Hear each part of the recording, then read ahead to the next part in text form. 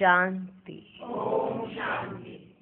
आज की तारीख है 9 अगस्त 2017। साकार महावाक्य। बाबा कहते मीठे बच्चे, अब ये पुराना घर छोड़ बाप के साथ चलना है। इसलिए इस घर माना शरीर से ममत्व मिटाते जाओ। अपने को आत्मा निश्चय करो।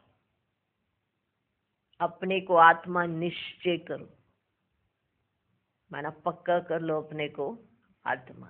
मैं कौन? आत्मा। ये मेरा पुराना घर माना ये शरीर मेरा पुराना घर है। इसको छोड़ेंगे, बाबा के साथ जाएंगे। इसलिए इससे पहले इससे ममत्व मिटाते जाओ। अपने को आत्मा निश्चय करो। आज का प्रश्न, देही अभिमानी बच्चों के मुख से कौन से शब्द नहीं निकलेंगे? उत्तर, मेरे मन को शांति कैसे मिले। यह शब्द देही अभिमानी बच्चों के मुख से नहीं निकल सकते। देह अभिमान वाले ही यह शब्द बोलते हैं, क्योंकि उन्हें आत्मा का ज्ञान ही नहीं है। तुम जानते हो आत्मा का स्वधर्म ही शांत है।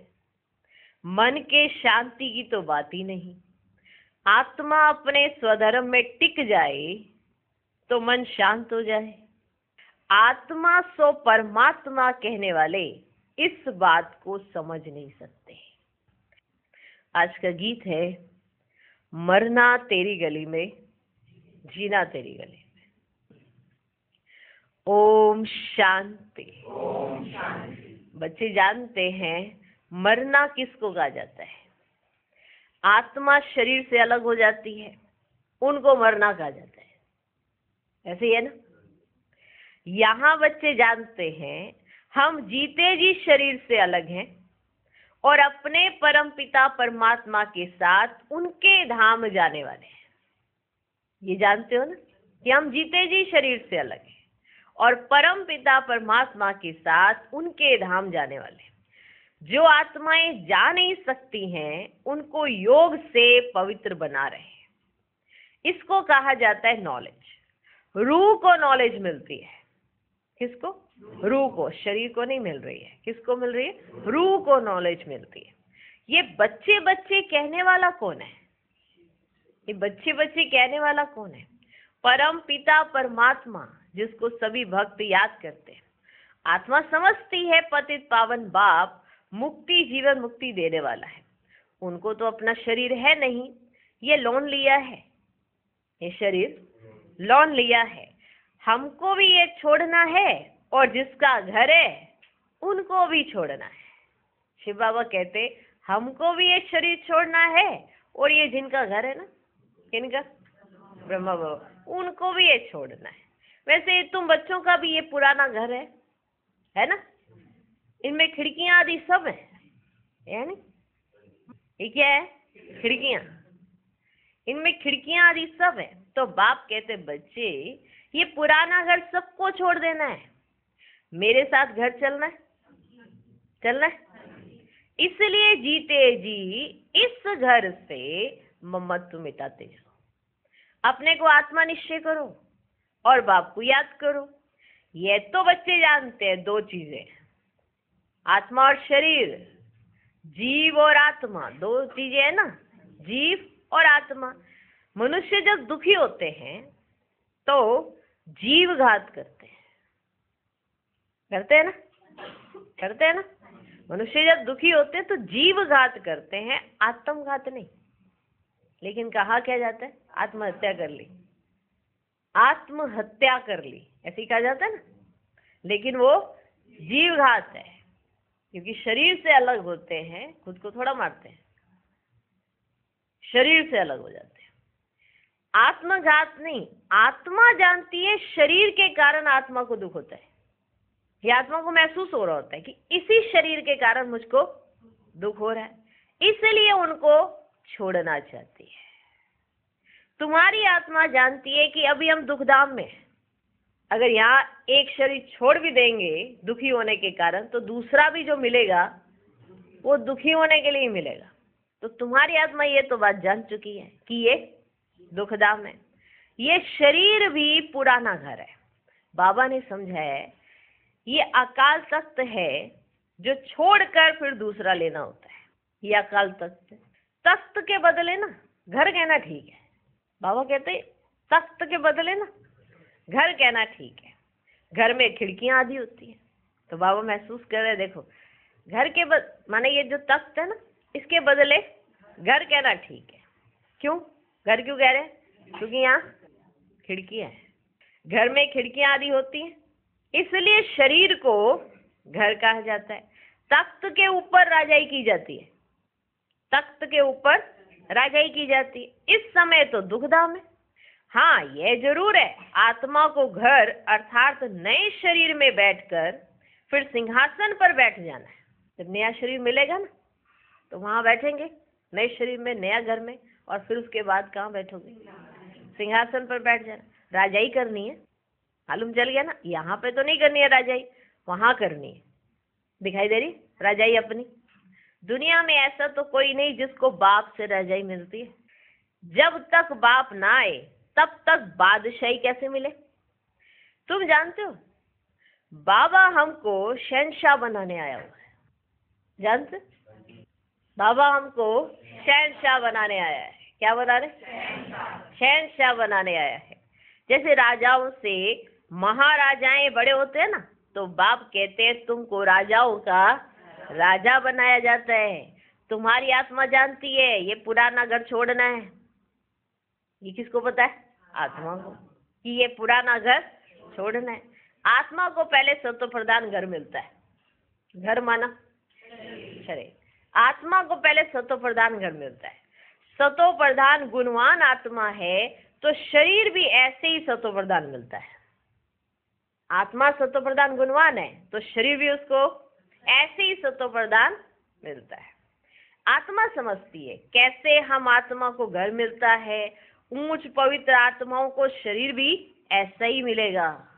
पवित्र जो ऊंच पवित्र आत्माएं होंगी उनको शरीर भी पवित्र मिलेगा, घर भी कैसा मिलेगा? पवित्र मिलेगा। जैसी आत्मा वैसा उसका घर। पावन बनेंगे तो पावन घर मिलेंगे जरूर, पावन घर मिलेंगे जरूर, मिलेगा ना? पावन घर माना शरीर। जब पावन बनाने वाला आए तब तो हम पावन बने। खुद कहते हैं बच्चे तुम याद करते थे, अब मैं आया हूँ, कल्प कल्प इस शरीर में आकर यह यज्ञ रचता हूँ। इनका नाम ब्रह्मा रखना पड़ता है, इनको एडॉप्ट किया जाता है। ग्रस्त व्यवहार में रहते तुमने बुद्धि से सब कुछ पुरानी चीजों का संन्यास कर अपने को आत्मा निश्चय किया है।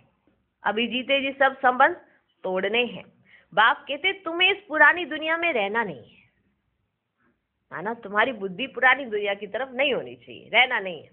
समझाया जाता है हमारी एम ऑब्जेक्ट है नर से नारायण व मनुष्य से देवता बनना व स्वर्ग की बादशाही पाना।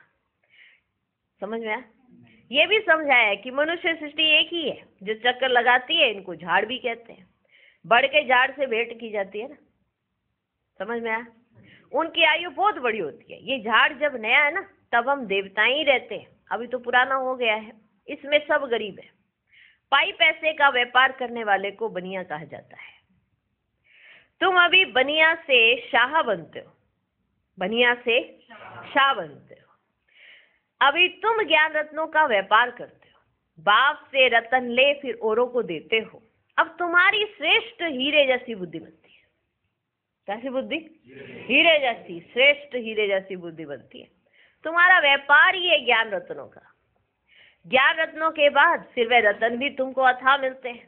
गाया भी हुआ है ना, सागर हीरे जवाहरातों की थाली ले तुम्हारे आगे भेंट रखते हैं। तुम अभी पढ़ाई और पढ़ाने वाले को जान गए हो।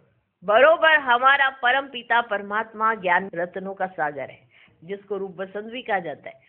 आत्मा ज्ञान रत्नों का मुख से वर्णन करती है। तुम्हारा धंधा ही है, तुम अमृत वेले उठ ये ज्ञान रत्नों का धंधा करो।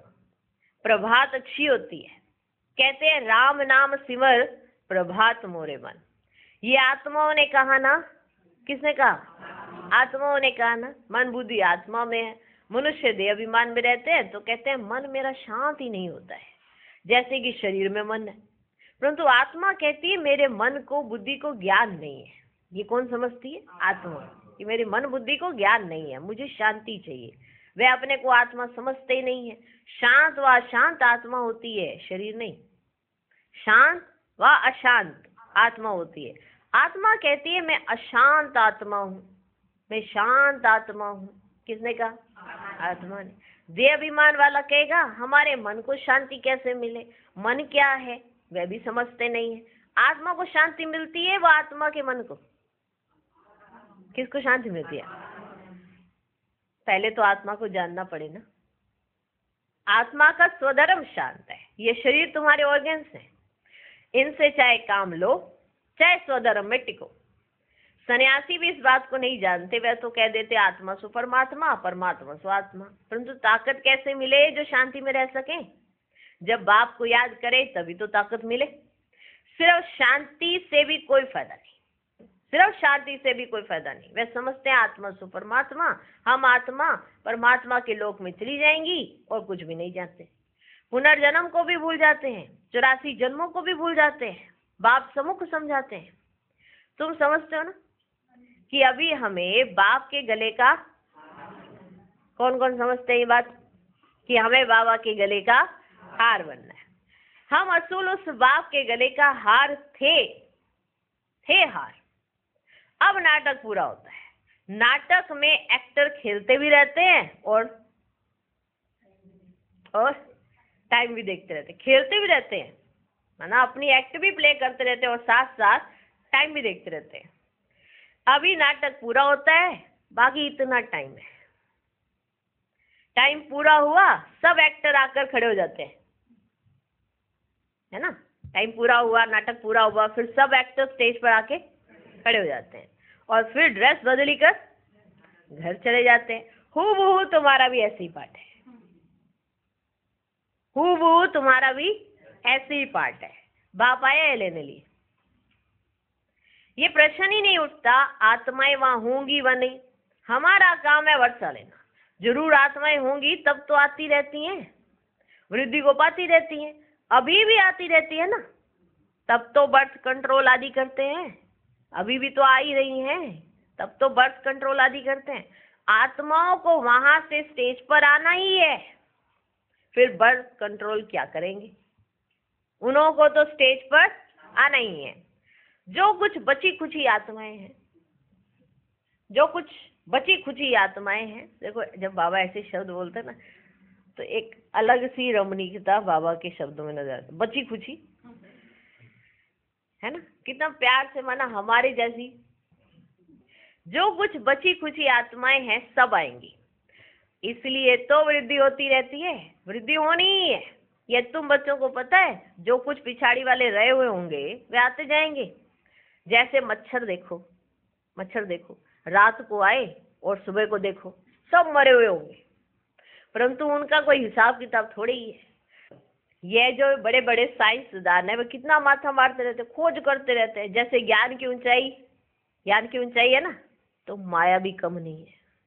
जैसे ज्ञान की ऊंचाई है ना, तो जैसे जैसे ज्ञान में आगे बढ़ते जाते हैं पेपर भी आते जाते हैं। आते हैं कि नहीं आते?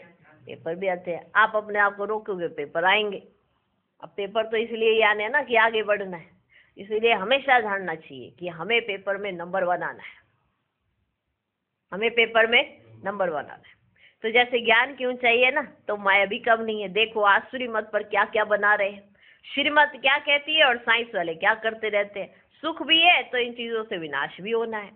साइंस और साइलेंस, साइंस और साइलेंस। तुम सदैव बाप को याद करते रहते हो साइलेंस में, उनको फिर साइंस का कितना घमंड है, कितने एरोप्लेन बारूद आदि हैं। साइंस पर साइलेंस की विजय होती है। कहीं कहते हैं मन जीते जगत जीत, परंतु माया जीते जगत जीत कह सकते हैं। आत्मा शरीर ही हो बाप के पास चली जाएगी। कहते मन में ना संकल्प विकल्प ना आए, मन में संकल्प विकल्प ना आए। बाप कह दे ये तो जरूर आएंगे, ये तो जरूर आएंगे। मामेकम याद करो, हम आत्मा अपने साइलेंस होम मुक्ति धाम में जाती हैं, पियर घर जाती हैं। बुद्धि में यही रहता है बाबा आया है हमको ले जाएंगे, गाइड बाबा ही है। कहते हैं मेरे लाडले बच्चे मैं तुमको साथ ले जाऊंगा।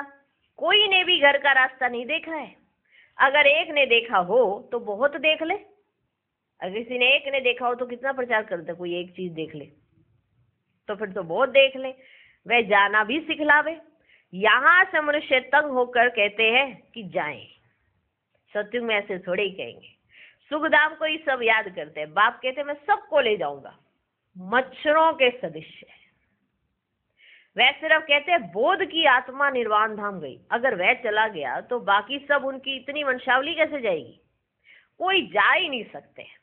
मैं तो जा सकता हूं ना, मैं तो जा सकता हूं ना, मैं आता ही हूं ले जाने के लिए।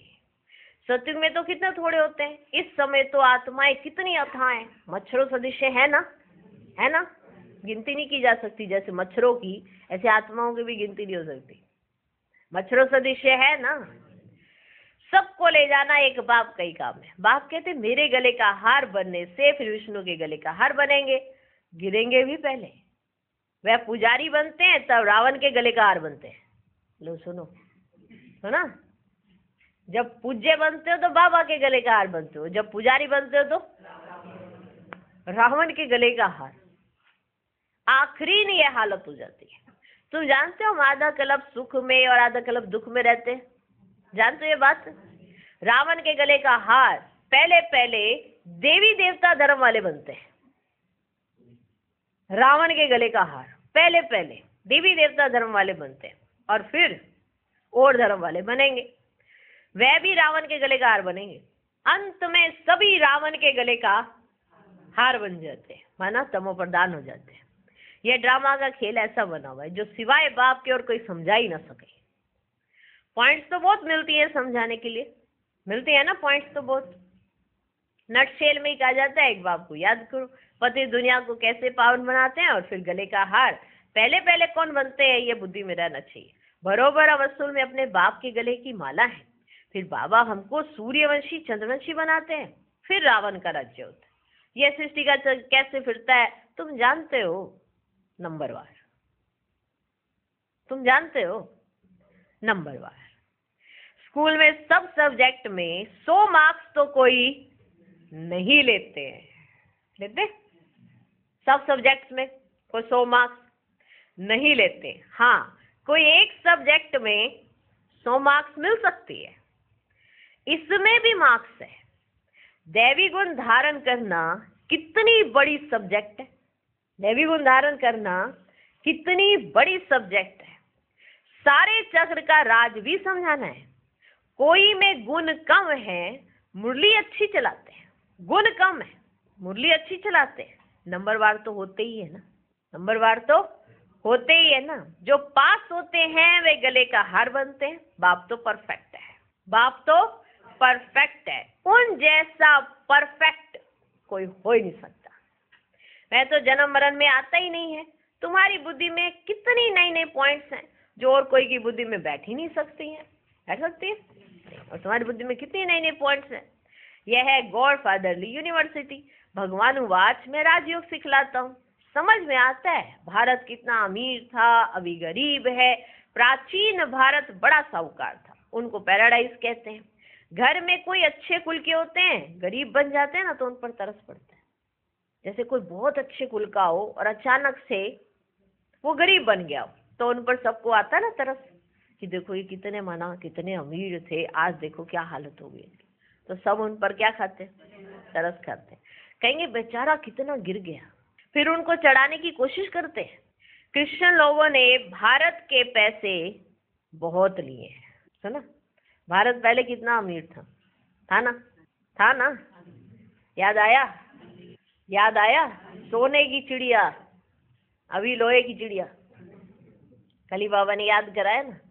क्रिश्चियन लोगों ने भारत के पैसे बहुत लिए, उस धन से खुद साहूकार बने, उसी धन से खुद साहूकार बने। भारत गरीब हो गया है तो फिर मदद भी देंगे ना, लोन के हिसाब से मदद देते, लोन के हिसाब से मदद देते हैं। तुम जानते हो क्या हिसाब किताब है? हर एक भारतवासी कर्जदार है, इतना कर्ज है कि हर एक भारतवासी कर्जदार है। लेकिन ये कर्जदार कैसे हुआ? क्योंकि जो पहले अमीर था वही वापस गरीब हो गया। अब वापस से उसे अमीर बनाने के लिए भगवान को आना पड़ता है। सोचो, भारत को अमीर बनाने के लिए भगवान को आना पड़ता है। चारों तरफ से जितना भी धन, फिर ये पृथ्वी ऐसे चक्कर काटती है, ऐसे अर्थक्वेक होती है, ऐसे हिलती है प्लेटें, ठीक है, फिर जितना सब ऐसे सब होता है ना, सब इकट्ठा होके भारत की गोद में आ जाता है। जो जो गया वो सब समुद्र उछल खा के वो भारत की गोद में डाल देता है। और ये डालता कैसे है? जब ये भारत अमीर होता है। और अमीर कैसे होते हैं? जब यहाँ पे रहने वाले भारतवासी अमीर हो जाते हैं, जब भारत की धरनी ऐसी हो जाती है तो संपन्न हो जाते हैं। फिर सब क्रिश्चियन लोगों ने भारत के पैसे बहुत लिए हैं, उस धन से खुद साहूकार बने हैं। भारत गरीब हो गया है तो फिर मदद भी देंगे ना, लोन के हिसाब से मदद देते हैं। तुम जानते हो क्या हिसाब किताब है? कोई अच्छे हैं तो वह समझते हैं ये सब लेन देन का हिसाब खत्म होता है, परंतु प्रेरक कौन है ये कोई नहीं समझते हैं कि आखिर ये करा कौन रहा है। सोचो, जिनके साथ युद्ध की भी लेन देन हो रही है, युद्ध छेड़ने वाले हैं, फिर भी वो लेन देन करे जा रहे हैं। अभी बाबा बताएंगे कि वो समझते हैं कि कोई प्रेरक है। प्रेरक कौन है ये कोई नहीं समझते। इन बातों को अभी तुम समझते हो कि ये कैसे होता है, ये प्रोसेस कैसा है। भारत रिलीजियस था तो कितनी माइट थी, सारे विश्व के मालिक थे। पहला धर्म देवी देवता है जो बाप स्थापन करते हैं। अब सबसे गिरा हुआ है तो जरूर उनको मदद करेंगे। जब लड़ाई शुरू होगी तो खुद लड़ते भी रहेंगे, मदद भी करते रहेंगे। अब भी देखो देते रहते हैं, नहीं तो भारत भूख मर जाए। परंतु कभी ऐसा हुआ नहीं है, तो कभी ऐसे हुआ नहीं है। कैलेमिटीज भी आती रहेंगी। लड़ाई तब लगेगी जब पढ़ाई पूरी हो जाएगी। लड़ाई तब लगेगी जब पढ़ाई पूरी हो जाएगी। अभी तो पढ़ाई चल रही है ना, बाबा को पढ़ाना है। ब्रह्मा द्वारा आदि सनातन देवी देवता धर्म की स्थापना हो रही है। अच्छा, मीठे मीठे सिकिलदे बच्चों प्रति माता पिता बाप दादा का याद प्यार और गुड मॉर्निंग। रूहानी बाप की रूहानी बच्चों को नमस्ते। हम रूहानी बच्चों की भी रूहानी बाप को नमस्ते नमस्ते नमस्ते। Good morning good morning good morning. धारणा के लिए मुख्य सार। पहला पॉइंट, अमृत वेले उठ ज्ञान रत्नों का धंधा करना है। रूप बसंत बन पढ़ाई पढ़नी और पढ़ानी। दूसरा पॉइंट, बाप के साथ वापस घर जाना है, इसलिए पवित्र बनना है। अशरीरी बन बाप की याद में रह, साइलेंस बल से साइंस पर विजय पानी है। आज का वरदान, दिव्य बुद्धि द्वारा सदा दिव्यता को ग्रहण करने वाले सफलता मूर्त भव। बाप दादा द्वारा जन्म से ही हर बच्चे को दिव्य बुद्धि का वरदान प्राप्त होता है। जो इस दिव्य बुद्धि के वरदान को जितना कार्य में लगाते हैं उतना सफलता मूर्त बनते हैं, क्योंकि हर कार्य में दिव्यता ही सफलता का आधार है। दिव्य बुद्धि को प्राप्त करने वाली आत्माएं अदिव्य को भी दिव्य बना देती हैं। वे हर बात में दिव्यता को ही ग्रहण करती है। अदिव्य कार्य का प्रभाव दिव्य बुद्धि वालों पर पड़ ही नहीं सकता। आज का स्लोगन, स्वयं को मेहमान समझकर रहो तो स्थिति अव्यक्त व महान बन जाएगी। ओम शांति। ओम शांति।